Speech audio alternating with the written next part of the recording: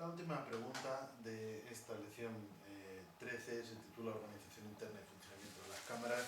Aquí de una manera sintética, porque estos son aspectos que el reglamento, tanto en el Congreso como en el Senado, pues regulan de una manera bastante amplia y bastante detallada. Nosotros, como digo, de una manera sintética, vamos a resumir primero cuáles son los órganos principales de las cámaras, del Congreso y del Senado, y luego pues algunos aspectos vinculados con la organización temporal o con el funcionamiento de las propias cámaras. Comenzando por los órganos, tenemos en primer lugar lo que llamaríamos órganos de gobierno. Los órganos de gobierno son el presidente, la mesa y la junta de portavoces. El presidente es sin duda alguna el más importante de ellos, es la máxima autoridad de la Cámara, ya hemos dicho en varias ocasiones que va a dirigir y moderar los debates. Además, ostenta la máxima representación de la propia Cámara desde el punto de vista institucional, por del rey y del presidente del gobierno. Los presidentes de las cámaras ocupan inmediatamente la siguiente posición en el protocolo de cualquier acto, porque representan tanto el presidente del Congreso y después el presidente del Senado a las dos cámaras que componen el Poder Legislativo, y por lo tanto su posición representativa pues también es de máximo nivel. Y como digo, tienen esa importante función de ir dirigiendo los debates, ejecutando por lo tanto el reglamento, cumpliéndolo, dando los turnos de palabra, quitando la palabra cuando proceda, llamando la atención a los diputados o a los senadores que puedan incumplir el reglamento.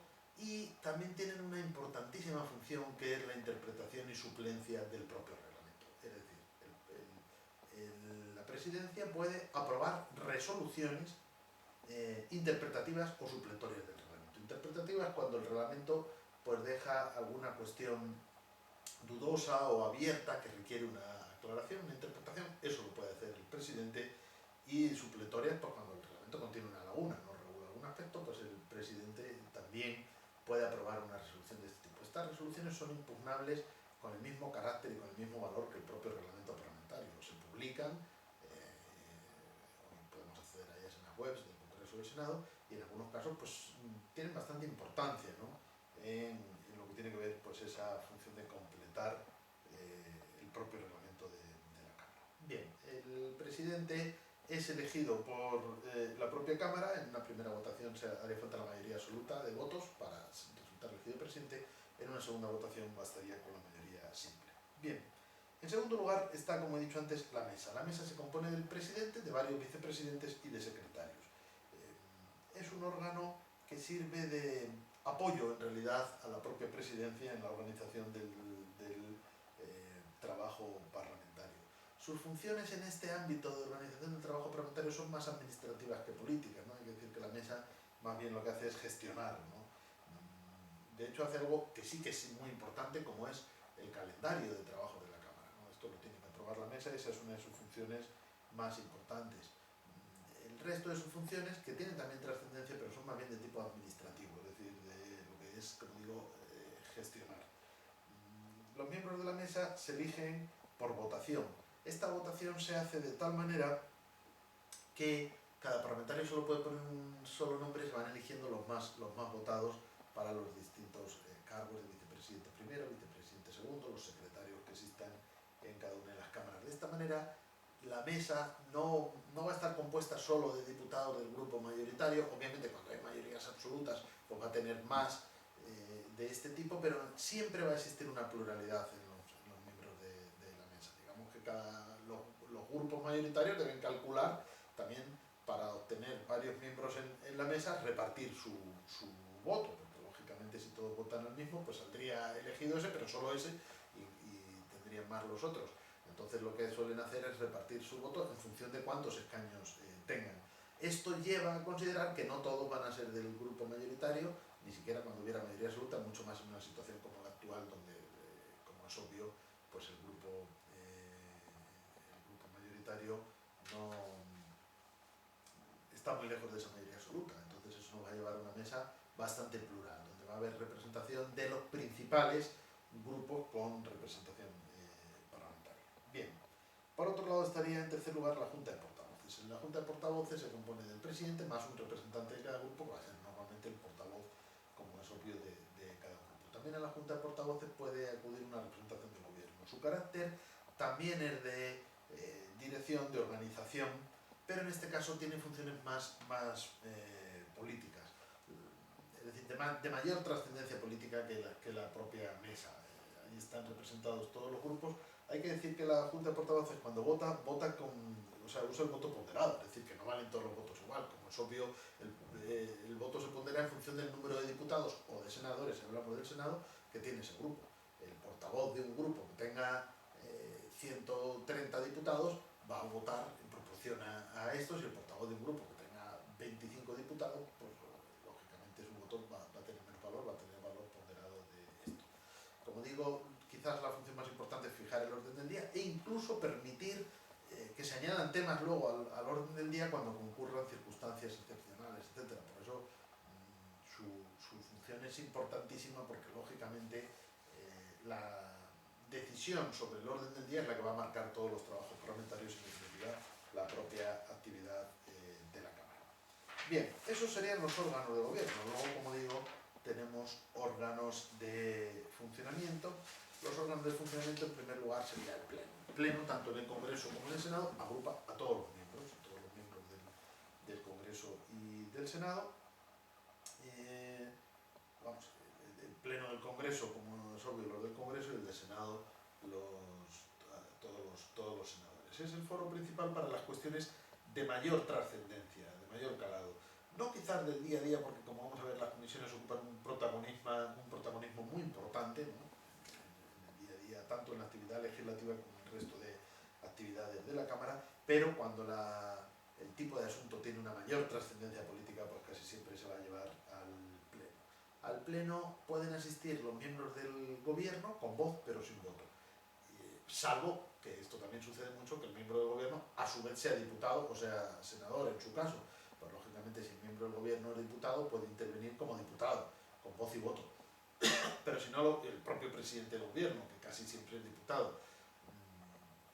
Pero si no lo fuera, pues solo intervendría con voz pero sin voto. Y los miembros de la otra Cámara, es decir, los diputados pueden asistir a los plenos del Senado, los senadores pueden asistir a los plenos del Congreso, pero en este caso sin voz ni voto. En cuanto a las comisiones, que es el segundo órgano de funcionamiento, las comisiones realizan un trabajo de base muy importante, y el funcionamiento, digamos, cotidiano de la Cámara, el desarrollo de las actividades más diarias, pues, se van a llevar a cabo en las propias comisiones, y salvo que la trascendencia política lo conlleve esa intervención del Pleno, pues en muchos casos incluso en la actividad legislativa van a asumir todo el protagonismo. Eventualmente hasta hay leyes que se pueden aprobar en comisión, pero incluso en las leyes que luego se vayan a aprobar en el Pleno va a haber un trabajo previo en comisión decisivo e importantísimo, ¿no? En el procedimiento legislativo ordinario, como vamos a ver en la próxima lección, pues su papel es muy relevante. Hay varios tipos de comisiones. Distinguimos las permanentes y las no permanentes. Las permanentes pues existen durante toda la vida de la Cámara, como es obvio, y las no permanentes se crean para circunstancias especiales.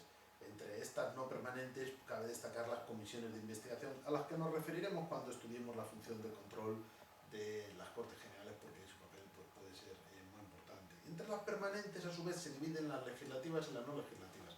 Las permanentes legislativas intervienen en la tramitación de las distintas leyes, vienen a corresponderse, por lo menos de una manera bastante aproximada, con los distintos ministerios, es decir, en función del contenido de la materia de la ley, pues va a intervenir una comisión permanente legislativa, bien sea pues, Interior, Educación, Hacienda, etc. En función del tipo de ley va a ser una u otra la comisión. Pero también tenemos comisiones permanentes no legislativas, es decir, existen durante toda la vida de la Cámara, pero no intervienen en el procedimiento legislativo, sino en otras cuestiones. Por ejemplo, es muy importante la de reglamento, tiene que ver con todas las cuestiones que afectan a esta cuestión, la comisión de peticiones, o la del estatuto del diputado, que es la que tiene que pronunciarse, por ejemplo, en casos en los que se alegue incompatibilidad o en los que un diputado pida compatibilidad para llevar a cabo algún otro tipo de actividad. Bien, la composición de las comisiones, pues como es lógico, es más reducida que la del Pleno, pero en proporción a la importancia de cada grupo en el Pleno, ¿no?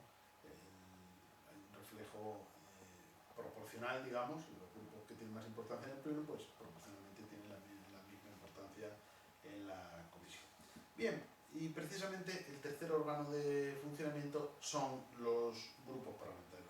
Los grupos parlamentarios es una agrupación de parlamentarios, de diputados o de senadores, que se relacionan en general pues, bueno, con una identificación, si queremos, ideológica o política. Nacen precisamente los orígenes de la edad contemporánea, las asambleas, bueno, ya en Inglaterra tienen un origen anterior, si queremos, y se vinculan casi siempre a la existencia de los partidos políticos, es decir, de las candidaturas electorales. Quienes se presentan a las elecciones en la misma candidatura, pues normalmente van a formar parte del mismo grupo.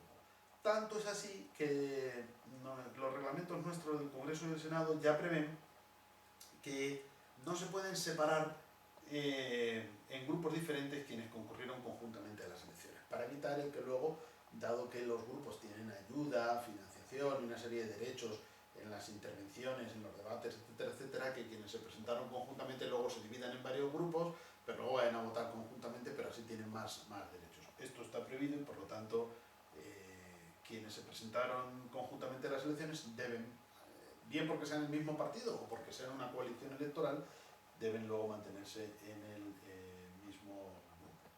Por otro lado, para la constitución de un grupo, pues hace falta un número mínimo de diputados o de senadores. Para los que se presentan en todo el territorio nacional va a ser de 15 diputados o 10 senadores, pero luego los que se presentan en un número más limitado de circunscripciones, el número va a bajar tanto en el Congreso como en el Senado. A veces existe esta práctica de que dado que el grupo luego va a seguir existiendo, incluso aunque algún diputado o algún senador se traslade o lo abandone, pues eso que se llama el préstamo, ¿no?, de diputados o de senadores, es decir, que un grupo mayoritario al cual le sobran el número de diputados para constituirse, facilita la constitución de otro el cual no está alcanzando el número mínimo que prevé el reglamento, pero se le presta un diputado o un senador para dar de alta a ese grupo y luego ese diputado vuelve al grupo de origen. Al final es una ayuda, es algo que, si bien es cierto que no está previsto y puede parecer un cierto fraude o una cierta alteración de las previsiones reglamentarias con esa exigencia del número mínimo de diputados o senadores, pero se ha hecho muchísimas veces, ¿no?, a lo largo de nuestra vida democrática, que grupos grandes pues apoyen a otros en virtud de coaliciones o a cambio de algo o a cambio de nada, pero es decir, como un gesto de apoyo a esos grupos más pequeños. Obviamente, los que no alcancen, o sea, todo diputado tiene que estar en un grupo parlamentario, por lo tanto, aquellas candidaturas que no hayan alcanzado el número mínimo para constituir grupo propio, pues van al grupo mixto, de la misma manera que si algún diputado, bien porque la permanencia en un grupo requiere las dos voluntades, es decir, la del propio grupo y la del diputado. Por lo tanto, cualquier diputado o cualquier senador, a veces hablamos de diputado, pero las reflexiones que estamos haciendo básicamente, cambiando las cifras como hemos dicho, pero son aplicables al Congreso y al Senado. Quiero decir que tanto un diputado como un senador pueden bien abandonar el grupo parlamentario del que formaban parte en un momento dado, o bien ser expulsados, es decir, por la comisión de algún tipo de infracción o el incumplimiento de las normas que pueda tener el propio grupo. Bien, pues en esos casos, como es obvio, pasan al grupo mixto, es decir, nunca un diputado puede estar fuera de todo grupo. Para eso existe el grupo mixto, es decir, el grupo mixto, el que no está en otro grupo por las razones que sean, bien porque la candidatura que se presentó a las elecciones no alcanza la cifra mínima, bien porque ha abandonado otro grupo, bien porque ha sido expulsado, pues pasaría al grupo mixto. Bien, las funciones de los grupos, pues lógicamente tienen que ver con la coordinación de la actividad de sus miembros y también funciones que tienen que ver con el propio funcionamiento de la Cámara, ¿no? Hay que tener en cuenta que la mayor parte de los debates y de las funciones de la Cámara, pues la intervención se va a realizar por los grupos a través de sus portavoces, es decir, que no van a ser intervenciones individuales, salvo, como luego veremos en casos concretos donde esto va a estar justificado, sino que va a ser a través de los portavoces de los distintos grupos. Y el último órgano de funcionamiento, pero que es muy importante, es el de la Diputación Permanente. Esta denominación nos viene de nuestro constitucionalismo histórico, tiene una larga tradición, y es el órgano que se encarga de que no haya ruptura, de que de que exista una permanencia en el funcionamiento de las cámaras. Es decir, incluso cuando las cámaras están de vacaciones o están disueltas, va a existir la Diputación permanente para que en el tiempo no haya nunca solución de continuidad en el funcionamiento de las cámaras, ni del Congreso ni del Senado. Las funciones de las cámaras se van a poder ejercer siempre y en cualquier momento gracias a la existencia de la función de las Diputaciones permanentes. A partir de aquí, la situación es muy distinto, lo que podríamos llamar vacaciones y en el momento que podríamos llamar disolución. En las vacaciones es el periodo fuera de los periodos de sesiones. Los periodos de sesiones, como vamos a estudiar a continuación, son 2 al año, uno de 5 meses, uno de 4 meses, de septiembre a diciembre y de febrero a junio. Fuera de este periodo de sesiones, en principio las cámaras están de vacaciones, pero las cámaras estando de vacaciones pueden mantener plenos extraordinarios o reuniones extraordinarias. Por lo tanto, ahí la Diputación permanente asume las funciones de las cámaras, pero cuando proceda, lo que puede hacer es convocar un pleno extraordinario. Es decir, cuando la función corresponda al pleno y están de vacaciones, la Diputación permanente lo que hace es convocar un pleno, por ejemplo, para convalidar un decreto ley, para la declaración de estados excepcionales, etc. En cambio, si las Cortes están disueltas, ya no pueden ser convocadas. ¿Cuándo están disueltas? Bien, pues a la finalización de la legislatura o cuando se produzca la disolución anticipada por parte del presidente, que se puede hacer, como veremos, prácticamente en cualquier momento, con algunas limitaciones, pero se produce esta disolución. En el momento que se disuelven, todos los diputados o los senadores dejan de serlo, excepto los que se mantienen como parte de la Diputación permanente. Por lo tanto, ya no cabe una convocatoria. ¿Qué sucede ahí? Pues que estas mismas funciones que hemos dicho, como la convalidación, en su caso, de un decreto ley, o la declaración de estados excepcionales, etc., va a ser asumida por la propia Diputación permanente. La Cámara, estando disuelta, como digo, no se puede reunir. Entonces, todas sus funciones recaen en la Diputación permanente. Y para terminar esta pregunta, una vez que hemos visto todos los órganos, tanto los de gobierno como los de funcionamiento, tenemos que hacer algunas consideraciones sobre lo que es la estructuración del trabajo parlamentario. Bien, primero una aclaración, si queremos,